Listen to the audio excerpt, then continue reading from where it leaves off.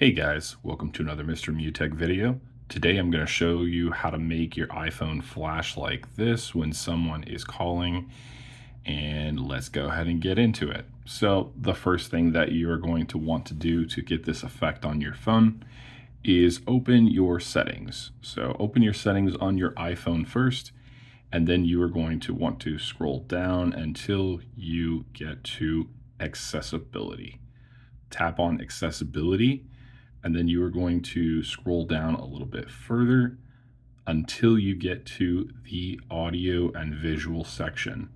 Go ahead and tap on that, and you're going to have some different settings here, but we are going to go to the very bottom where you see LED flash and alerts.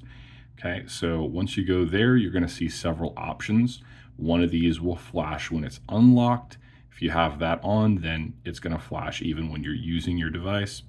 And then here's some other ones if you want to flash also for alerts. So for example, if you get a text message or something like that, and then you have the option obviously to flash in silent mode when your phone is silent.